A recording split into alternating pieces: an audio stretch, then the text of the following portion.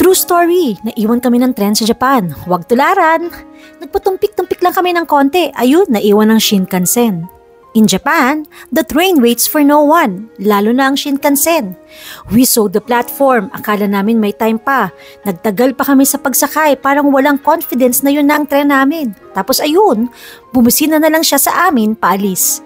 Sobrang sayang. Rebook, realign, reset lahat ng plano. Lessons learned the hard way. So tip number 1, arrive 15 to 20 minutes early. Tip number 2, confirm train number and platform, double check. Tip number 3, get your ekiben before heading to the gate. Wala nang atrasan pag nasa taas ka na. Huwag tularan ang Shinkansen heartbreak namin. Save this reel and follow for more Japan travel tips. My name is JLo and this is another travel episode for JLo Fight. Tara, kapit tayo!